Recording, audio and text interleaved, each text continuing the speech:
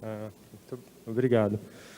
Bom dia a todos, todas e todes. Eu gostaria de, em primeiro lugar, agradecer a oportunidade de estar aqui, né, aos vereadores, na pessoa do Paulinho dos Condutores, presidente dessa casa. Gostaria de agradecer, em primeiro lugar, aos meus colegas do Instituto Federal, né, que hoje estão em paralisação. Também gostaria de agradecer aos estudantes do Instituto Federal, né, que estão se organizando e lutando em defesa de um serviço público, de uma educação de qualidade. Agradecer a todas as entidades da Frente de Luta de Jacareí, né, essa frente composta por diversas organizações, em especial. Gostaria de agradecer ao Sindicato dos Trabalhadores Públicos Municipais de Jacareí, na pessoa da presidente, que é a Sueli, e um conjunto de outras entidades que aqui estão presentes ou que não estão aqui, mas que de alguma forma apoiam essa nossa iniciativa, né? Bom, eu sou o João, eu sou professor de Sociologia do Instituto Federal Campus Jacareí, e estou aqui representando, em especial, o Sinasef, que é o nosso sindicato, né? Hoje é um dia nacional de luta em defesa do serviço público, em especial contra uma proposta de emenda constitucional, proposta de emenda constitucional 32, chamada de reforma administrativa, mas a gente pode denominar de deforma administrativa. E gostaria de falar para vocês um pouco sobre essa reforma, e também, em especial, os impactos delas no serviço público e na educação no nosso país, né? Esse é o principal que eu gostaria de trazer aqui nesse momento, né? Então, a primeira coisa, né, porque eu sou servidor público, outros colegas que estão aqui servidores públicos, e a gente vai trazer essa discussão da reforma administrativa, a primeira coisa que se pensa não, eles querem falar exclusivamente sobre as condições de trabalho deles, né? E não é isso que eu quero falar aqui hoje, né? Eu quero falar aqui hoje sobre a UBS do bairro, eu quero falar aqui hoje sobre a escola que seu filho estuda, eu quero falar aqui hoje sobre a capacidade do Estado brasileiro de garantir saúde, educação, bem-estar para a população. É isso que nós queremos falar. É isso que está em jogo no nosso país. É isso que querem destruir. Querem destruir o serviço público. Quando a gente fala em serviço público, nós estamos falando na prática que nós temos um governo hoje que quer inviabilizar os direitos sociais dos trabalhadores, da juventude, dos brasileiros. Então, eu gostaria de, em primeiro lugar, deixar claro que nós estamos falando aqui sobre a capacidade do Brasil de vacinar a população, de desenvolver pesquisa que permita trazer bem-estar para a população. Esse é o tema que nós vamos tratar aqui hoje, não tem nada além disso, né?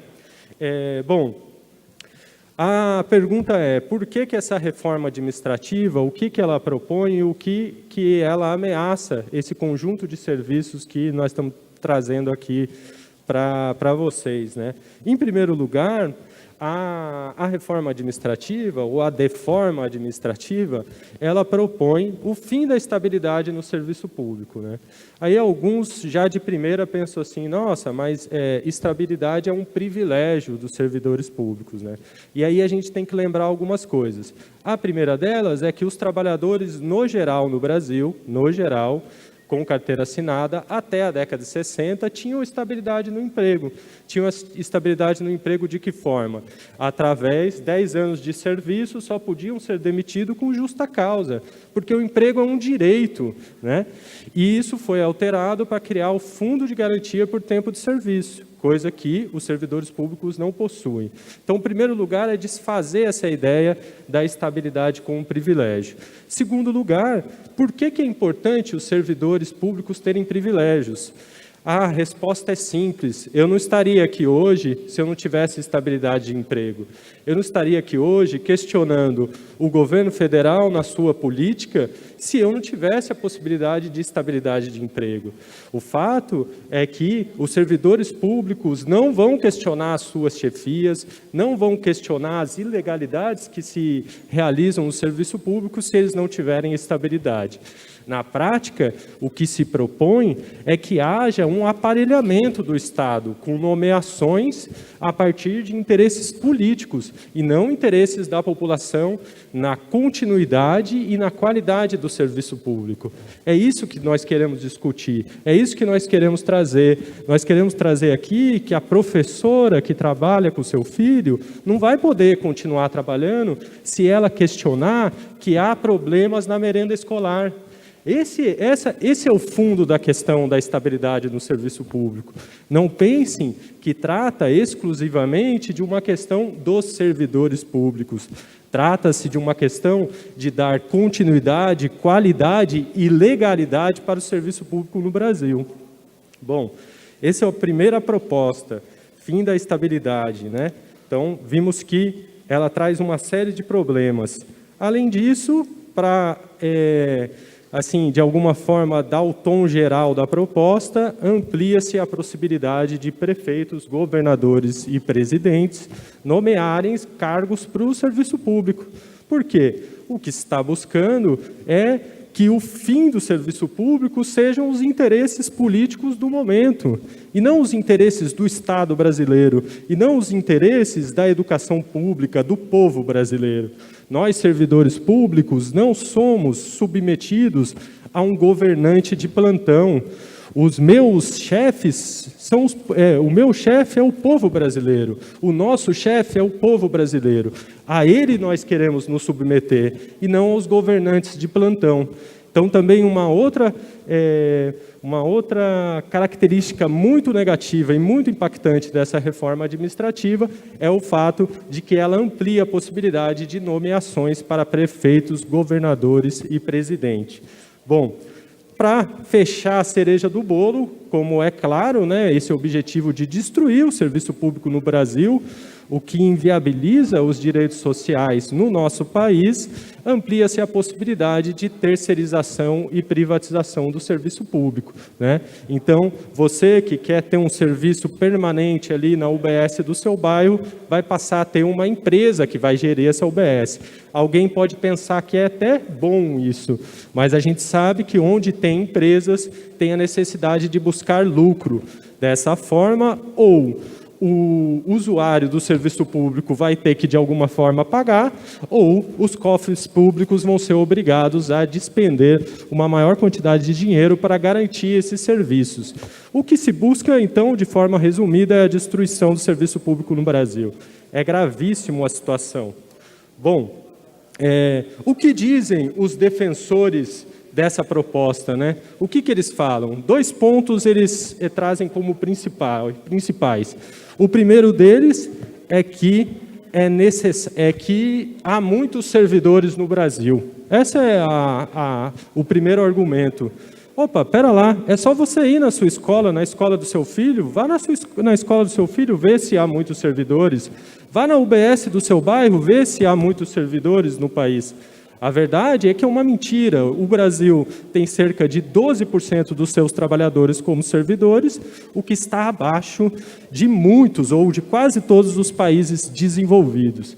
A outra mentira que esses defensores trazem é que os servidores públicos são privilegiados.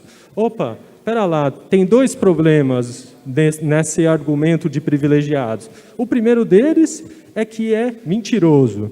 60% dos servidores públicos no Brasil ganham até 2 salários mínimos e meio. Ah, não tem grandes salários nos servidores públicos? Tem. Se concentram aonde? No judiciário e nos militares. Nossa, que coincidência, eles não vão sofrer as consequências da reforma administrativa. Eles estão fora da reforma administrativa. Prestem atenção que são argumentos mentirosos para enganar a população, né? Esses 2 argumentos que se utilizam.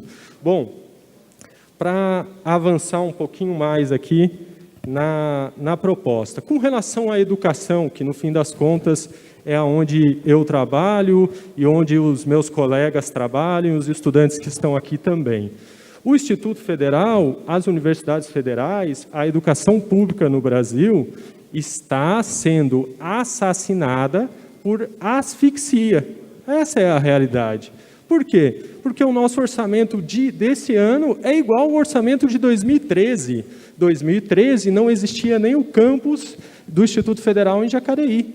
Eles querem inviabilizar a educação por meio do corte de verbas. Essa é a proposta do governo federal, que vem desde a implementação da proposta de emenda constitucional do teto de gasto.